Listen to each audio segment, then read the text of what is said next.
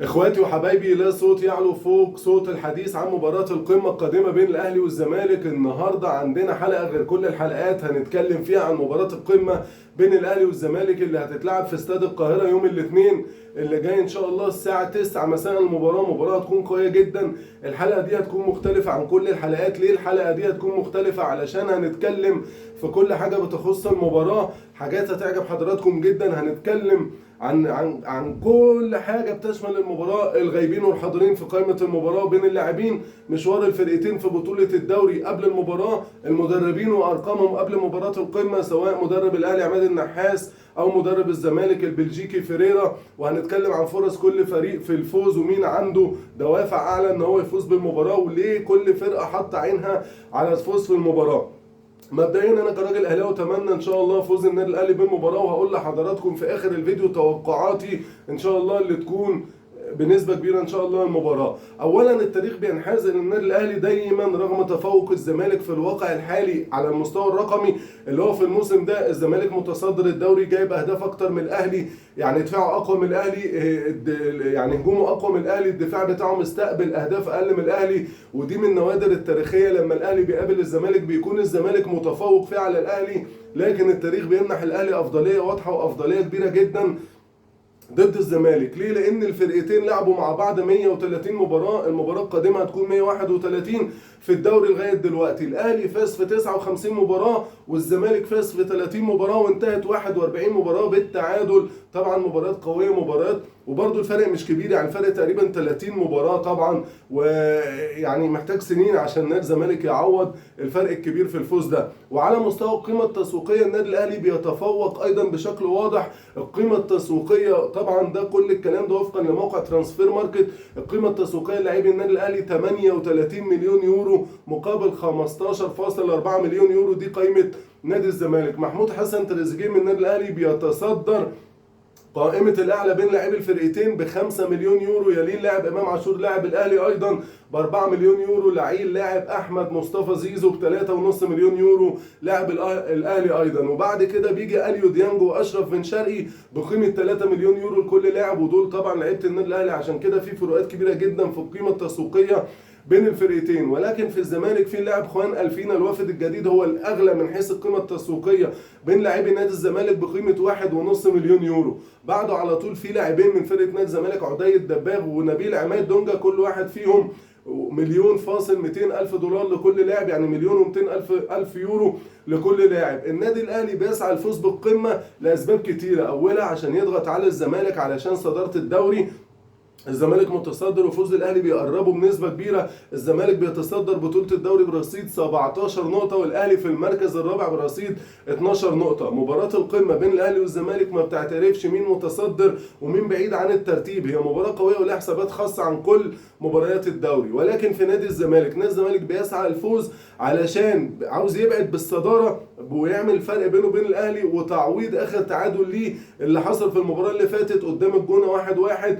فبالتالي هو لو كسب النادي الاهلي لا قدر الله هتكون حماسيه بين الفرقتين، وهتكون مباراه قويه جدا زي ما تعودنا دايما ان الفرقتين بيعودونا على المباريات القويه بينهم. وان كان يعني انا حاسس ان المباراه دي هتكون مقفوله بعض الشيء، كل فرقه هتكون خايفه من الاخر، واعتقد ان الخبره هي اللي هترجح المباراه دي. عموما كده النادي الاهلي في المركز الرابع عنده 12 نقطه جمعهم من خلال الفوز في 3 مباريات، وكانوا قدام فاركو وسيراميكا كليوباترا وحرس الحدود، وتعادل في 3 مباريات برضه قدام مودرن سبورت وغزل المحله وانبي، وخد خساره وحيده كانت امام بيراميدز بنتيجه 2-0. ارقام النادي الاهلي غير جيده هذا الموسم، ولكن زي ما قلت لحضراتكم مباراه القمه لها معطيات خاصه ولها حسابات خاصه ما تفكرش فيها خالص غير وقت المباراه. لعيبه النادي الاهلي سجلت في الدوري 10 اهداف خلال 7 مباريات، وده رقم قليل جدا بالنسبه لعيبه النادي الاهلي.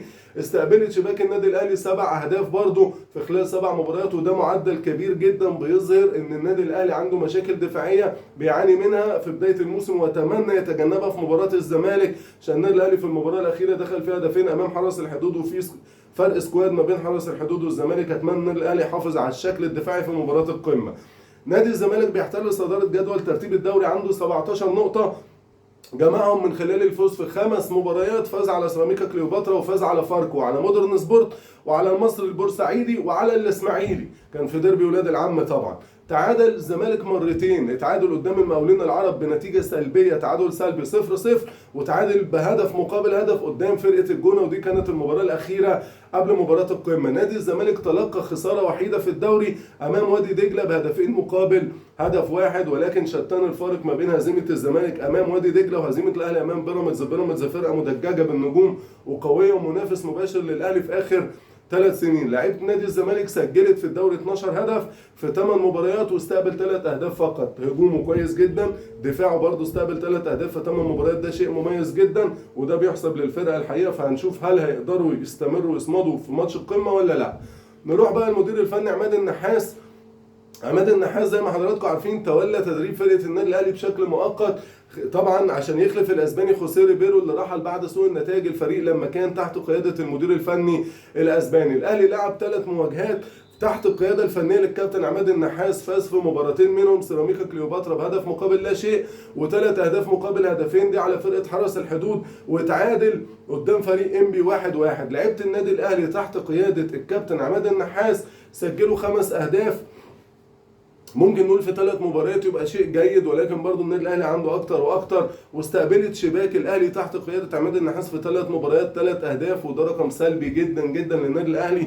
انا اعتقد في دوري او دوريين قبل كده النادي الاهلي ما كانش عدد الاهداف اللي دخلوا مرماته طوال الموسم 5 اهداف او 6 اهداف بالكتير. فاتمنى النادي الاهلي يبتدي يظبط شويه في الدفاع. طيب تعالوا نتكلم في العوامل اللي هتحفز الاهلي للفوز على الزمالك قبل مباراه القمه او في مباراه القمه. طبعا اللقاء زي ما حضراتكم عارفين هو في غايه الاهميه بالنسبه للنادي الاهلي. النادي الاهلي وجمهوره مستنيين المباراه دي عشان الفوز فيها هيحقق عده اهداف بتتمناها اداره النادي الاهلي وبيتمناها جمهور النادي الاهلي، وهيمنح النادي الاهلي بعض الاستقرار الفني اللي بيعاني منه من بدايه الموسم. تخبط فني طبعا، شكل الاهلي مش كويس، هجومه مش في افضل حاله، دفاعه مش في افضل حاله، ولكن الفوز دايما على الغريم التقليدي بيكون ليه طابع خاص، مش في مصر بس ولكن في كل دوريات العالم ودربيات العالم. هي كده دربيات العالم قويه، تبقى مباراه نديه والفايز فيها بيحقق عده انتصارات. لكن في المباراه دي بالتحديد فوز الاهلي هيمنحه ايجابيات كتيره زي ما قلت لحضراتكم.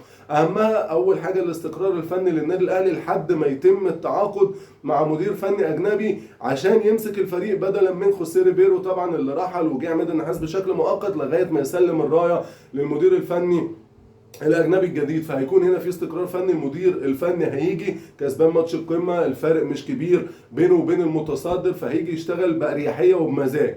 كمان الفوز في المباراه دي هيقرب الاهلي من صداره الدوري اللي بيبتعد عنها دلوقتي. النادي الاهلي في المركز الرابع عنده 12 نقطه.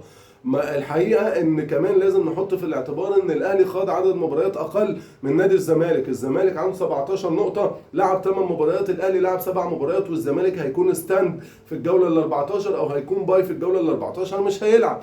فحاله فوز الاهلي في المباراه دي هيعيد الثقه للجماهير من جديد في الفريق، وان هي خافت النادي الاهلي عامل دريم تيم والنتائج مش في افضل حال، لكن الثقه مهتزه طبعا. لو فزنا في المباراه دي الجمهور هيرجع الثقه تاني واللعيبه هتبتدي رويدا تقدم افضل ما عندها. فوز الاهلي كمان هيخليه يقلل الفرق بينه وبين الزمالك لنقطتين، والزمالك زي ما قلت لحضراتكم لعب مباراه اكتر من الاهلي وعنده اسبوع باي. الاسبوع اللي هيريح فيه لو النادي الاهلي كسب الاسبوع اللي الزمالك هيريح فيه وكسب الزمالك في مباراه القمه، كده النادي الاهلي هيعدي الزمالك ببونت وهيبقى متفوق. لو فضل الوضع كما هو عليه النادي الاهلي هو اللي هيكون في الصداره والزمالك اللي هيكون بعد الاهلي.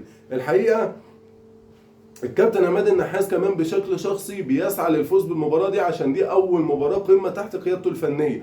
حتى لو كان مدير فني مؤقت الكابتن عماد النحاس موجود دلوقتي، دي من شاءت من الصدف، كان ماسك مؤقت بعد رحيل المدير الفني مارسيل كولر، لعب اكتر من مباراه وفاز بيهم جميعا، والمره دي مؤقت لكنه ما واجهش الزمالك. دي هتكون حاجه مميزه جدا للكابتن عماد النحاس. طيب اللعيبه اللي هترجع للنادي الاهلي وهتكون موجوده في ماتش القمه، سمعنا عن غيابات كتير، لكن الحقيقه الاهلي هيستعيد خدمات الثلاثي محمد علي بن رمضان واحمد نبيل كوكا ومحمد مجدي قفشه. الثلاثه دول خلاص هيكونوا موجودين وجاهزين بشكل طبيعي لقمه يوم الاثنين بين الاهلي والزمالك، وهيكونوا موجودين في سكواد النادي الاهلي، وهيكونوا الحقيقه خلاص هم كان عندهم الام عضليه شعروا بيها طبعا قبل ماتش حرس الحدود، وعلشان كده اللعيبه دلوقتي جاهزه 100%، وخلاص الجهاز الطبي عطى التاشيره ان هم يلعبوا. وجودهم طبعا هيفرق مع الاهلي كتير وهيكون ليهم تاثير ايجابي علشان قيمتهم الفنيه العاليه داخل وخارج الملعب. حتى لو هم ما بداوش المباراه يبقى انت عندك سكواد كويس داخل الملعب وسكواد كويس جدا خارج الملعب، لو استعنت بيهم هيحدثوا معاك فارق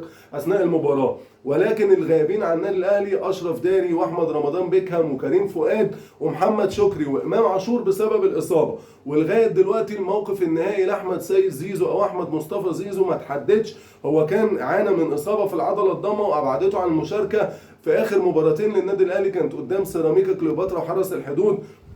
لكن لو هتسالني انا على المستوى الشخصي، زيزو بنسبه كبيره موجود في مباراه القمه. كمان في 4 لعيبه في النادي الاهلي هيبحثوا عن المشاركه في لقاء القمه اللي هو هيتلعب يوم الاثنين لاول مره ضد نادي الزمالك طبعا. ومن بينهم مين بقى؟ محمد علي بن رمضان عازف الجيتار الاهلاوي التونسي الاهلاوي، لاعب كويس جدا طبعا، ده اول مره هيشارك في مباراه القمه.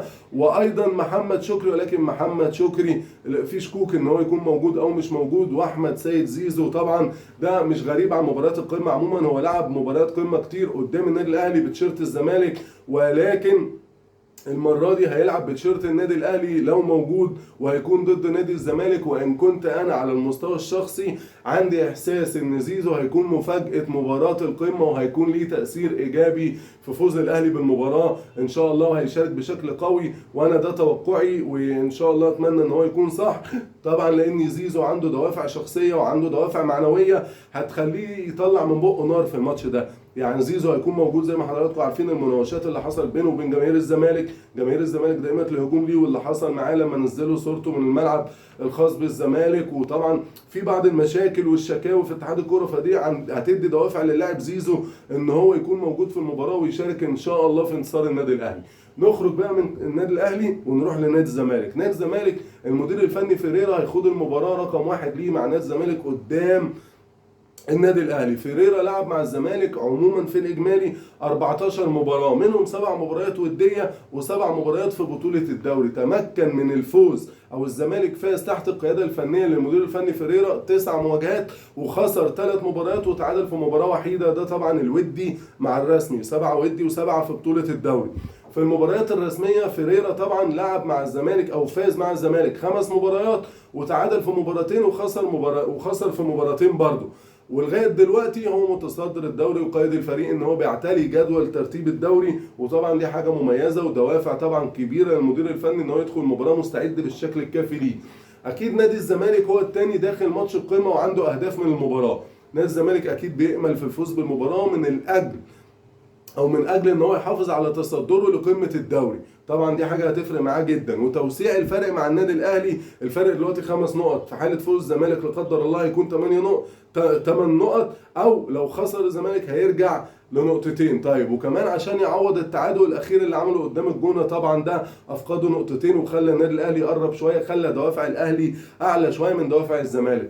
اللقاء الحقيقه بتاع نادي الزمالك قدام النادي الاهلي بيشهد تواجد فريق كامل من الزمالك في القائمه بتاعته، بيخوضوا مباراه القمه لاول مره. زي ما حضراتكم عارفين نادي الزمالك اشترى لعيبه كتيره جدا في بدايه الموسم، هيكون موجود 11 لاعب موجودين لاول مره في مباراه الاهلي والزمالك. في لعيبه منهم كتير لعبوا ضد الاهلي ولعبوا ضد الزمالك بحكمهم ان هم كانوا موجودين في انديه خارج انديه القمه، ولكن دلوقتي هم موجودين مع الزمالك ضد الاهلي. نبتدي في حراسه المرمى. حراسه المرمى اللاعب مهدي سليمان حارس مرمى الزمالك اللي جاله في صفقه انتقال حر طبعا، ولعب قبل كده لعده انديه وواجه الزمالك والاهلي بالمناسبه الحارس ده، لان الحارس ده كبير في السن وحارس مخضرم، ولكن لاول مره هيكون حاضر بشعار نادي الزمالك ضد النادي الاهلي. ده اول لاعب موجود في صفوف نادي الزمالك من ضمن ال11 اللي هقول لحضراتكم عليهم. في خط الدفاع في ثنائي طبعا لنادي الزمالك هيشاركوا لاول مره، وهو طبعا اللاعب الكيني بارون اوشينج الظهير الايمن، ده لاعب الكيني لفريق الزمالك والمنضم لنادي الزمالك بعد غلق القيد في صفقه انتقال حر. كمان محمد اسماعيل اللي هو جاي من نادي زد والمرشح الابرز بالمناسبه ان هو هيشارك في مركز المساك. وطبعا اللاعبين دول لاعبين جداد لاول مره بيشاركوا ضد النادي الاهلي، الحقيقه هيكون موجود برضو داخل القايمه، ولكن الحقيقه دي بالنسبه للعيبه دي طبعا هو كان في نادي زد شارك قدام الاهلي وشارك قدام الزمالك، ولكن دي لاول مره هيشارك بشعار الزمالك ضد النادي الاهلي. في خط الوسط برضو الزمالك عنده لعيبه، لان الزمالك جايب سكواد كامل. ايه اللعيبه اللي عند الزمالك في خط الوسط؟ اول الاسماء دي اللاعب احمد ربيع اللي جاي من البنك الاهلي، والحقيقه كان عنده اصابه ولكنه اصبح جاهز لمباراة القمة، ودي هتكون سنة أولى ليه مع الزمالك ضد النادي الأهلي. وفي كمان اللاعب الفلسطيني أدم كايد اللي بيلعب بشكل أساسي في نادي الزمالك وكان منضم في فترة الانتقالات الأخيرة، وده طبعا هيكون موجود مع فرقة الزمالك وبنسبة كبيرة هيبتدي أساسي في مباراة القمة، لأن هو لاعب بالطبع أساسي قبل مباراة القمة، فبالتأكيد هيبدأ مباراة القمة بنسبة كبيرة. في خط الهجوم بقى تخيلوا 6 لعيبة بيظهروا للمرة الأولى في لقاءات القمة ما بين الزمالك والأهلي أو الأهلي والزمالك، هيتواجد جزء منهم في قائمة الفريق وفي منهم بيلعب بشكل أساسي. وطبعا اللعيبة دول ال6 المهاجمين أو ال6 اللي في خط الهجوم عمرو ناصر وأحمد شريف، دول جايين من نادي فاركو لنادي الزمالك في بداية الموسم ولعبوا قبل كده قدام نادي الزمالك والأهلي ولكن كانوا مع انديتهم، لكن المره دي هتكون المره الاولى ليهم اللي هم لابسين تيشيرت الزمالك ضد النادي الاهلي. وفي كمان المهاجم الفلسطيني لاعب عدي الدباغ، ده دلوقتي بقى المهاجم الرئيسي والاساسي لفرقه الزمالك واللي احرز لغايه دلوقتي 3 اهداف. عنده دفعه معنويه قويه جدا وعنده الحقيقه نشط في الهجوم في الفتره الاخيره. بجانب فيه ايضا اللاعب المغربي عبد الحميد معالي، وطبعا هو برضو بيكون موجود برضو في المباريات وبيشارك مع نادي الزمالك. واخيرا بقى طبعا الثنائي الابرز الاجنبي في نادي الزمالك البرازيلي خوان بيزيريا، طبعا ده الجناح الايمن لنادي الزمالك وطبعا بالطبع هيبتدي مباراه القمه، والانجولي شيكو بانزا وهو ده يكون الجناح الايسر في مباراه القمه، والاثنين من العناصر الاساسيه في فرقه الزمالك واكيد هيكونوا متواجدين في لقاء القمه. زي ما قلت لحضراتكم نادي الزمالك زي ما النادي الاهلي عنده دوافع ان هو يكسب، نادي الزمالك برضو عنده دوافع قويه جدا تخليه ان هو يحاول يكسب المباراه، ولكن الخبره هترجح هنا واعتقد اللي تركيزه اعلى هو اللي هيفوز بالمباراه.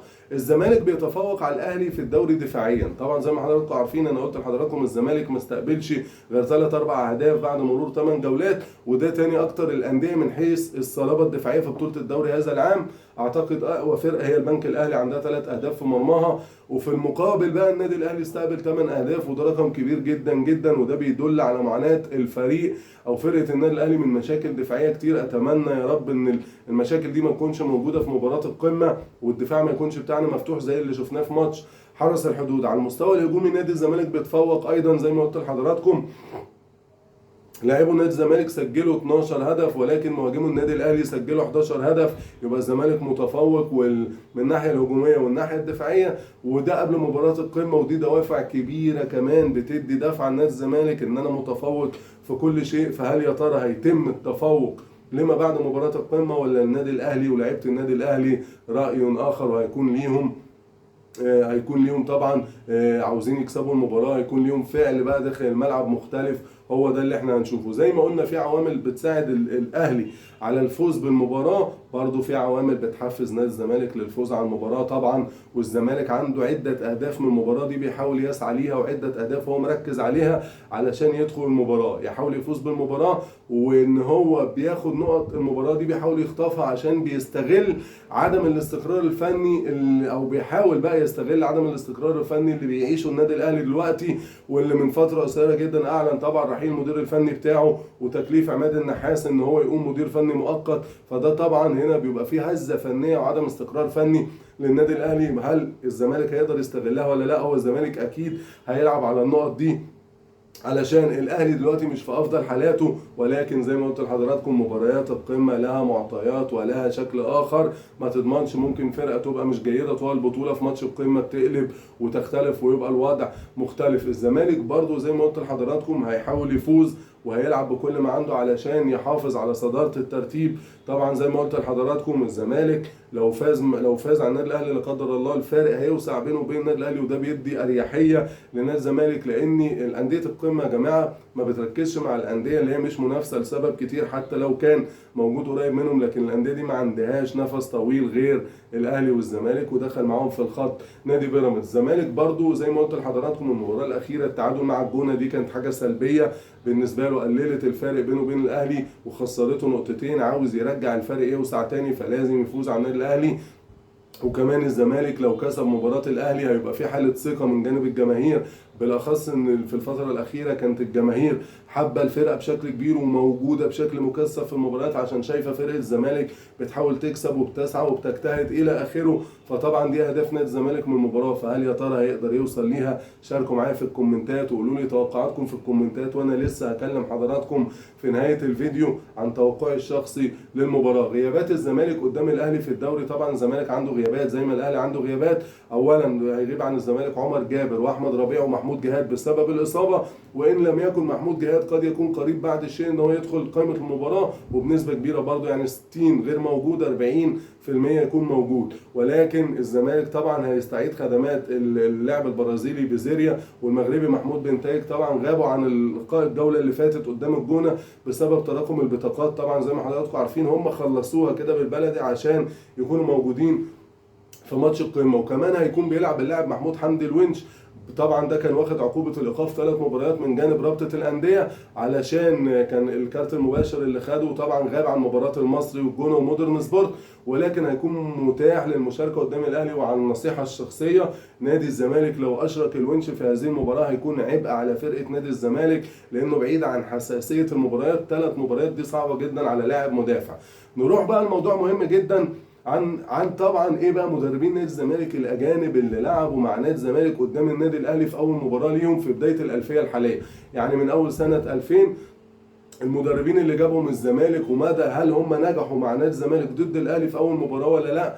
طبعا الارقام بتاعتهم غير جيده. ليه؟ لان اول لقاء كان البرازيلي كارلوس كابرال في اول قمه له في موسم 2002 2003 والمباراه انتهت بالتعادل 2-2. اعتقد دي المباراه اللي بعد مباراه 6-1 مباشره، وخسر طبعا بعد كده البرتغالي نيلو فنجادا مباراته الاولى قدام النادي الاهلي بنتيجه 3-1 في كاس مصر، وده طبعا في كاس السوبر المصري 2003 طبعا، وده كان بركلات الجزاء الترجيحيه بعد التعادل السلبي في الوقت الاصلي للمباراه. وبعد كده كان مسك الزمالك اللي كان في مدير فني صربي اسمه دراجوسلاف ستينابوفيتش، اسمه كده غريب شويه، ده خسر قدام النادي الاهلي بنتيجه 4-2. ده كان في الدوري المصري في 2004 2005. والبرتغالي مانويل كاجودا تعادل سلبيا في الموسم اللي بعد كده، موسم بعد 2004 2005 يعني 2005 2006. والفرنسي بقى هنري ميشيل في موسم 2006 2007 ده فاز على النادي الاهلي في اول مباراه ليه في مباريات القمه بهدفين مقابل لا شيء. وفي دوري ابطال افريقيا 2008 الالماني كان راينر هولمان، ده كان بيدرب نادي الزمالك، اتغلب 2-1 من النادي الاهلي في المباراه الاولى ليه في الديربي ضد النادي الاهلي.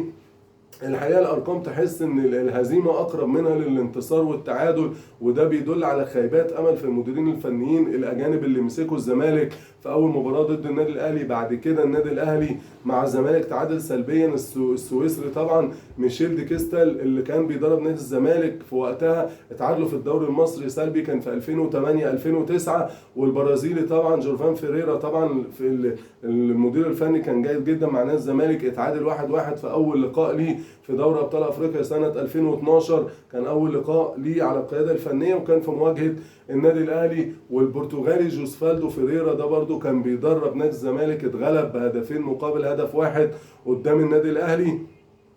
الحقيقه ده كان من ضمن دي كان القمه دي كانت موجوده في موسم 2014 2015. زي ما قلت لحضراتكم تفوق واضح للاهلي على المديرين الفنيين لنادي الزمالك في اول مباراه قمه ليهم، ان هم بيجوا بيصطدموا بالنادي الاهلي، بيصطدموا بواقع مرير والحقيقه بيخسروا في اكتر نتيجه محققها. طبعا الفرنسي هنري ميشيل هو الوحيد لغايه دلوقتي. وايضا الزمالك اتغلب برضه 2-1.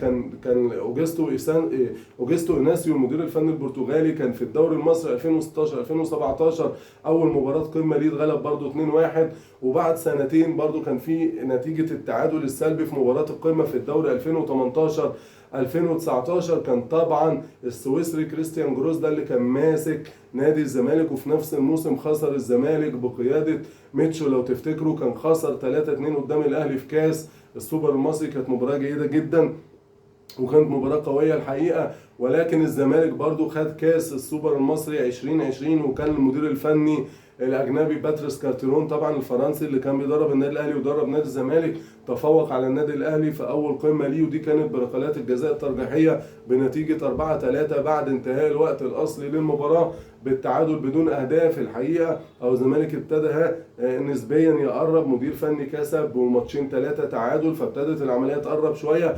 جيمي باتشيكو طبعا كلنا عارفينه، خسر الزمالك مع المدير الفني ده بهدفين مقابل هدف قدام الاهلي في نهائي دوري ابطال افريقيا 2020، طبعا النهائي الابرز والاشهر في الالفيه الجديده اللي هو الشهير بقضيه اللاعب قفشه. طبعا ايضا نادي الزمالك برضو كان عنده مدير فني الكولومبي خوان كارلوس اوسيريو، طبعا اتغلب قدام النادي الاهلي في اول مباراه ليه، ولكن كانت برباعيه مقابل هدف واحد في موسم 2022 2023. الحقيقه الالفيه مرصعه بالذهب وبالانتصارات للنادي الاهلي على المديرين الفنيين الاجانب للنادي الزمالك في اول قمه ليهم. وايضا نادي الزمالك كان خسر المباراه مع المدير الفني البرتغالي جوزيه جوميز بهدفين مقابل لا شيء قدام النادي الاهلي في نهائي كاس مصر 2022 2023. واخر مدرب اجنبي واجه النادي الاهلي هو البرتغالي جوسيه بيسيرو، طبعا ده كان في الموسم اللي فات على طول، وساعتها المباراه انتهت بالتعادل 1-1، وكان الزمالك متاخر لغايه قبل نهايه المباراه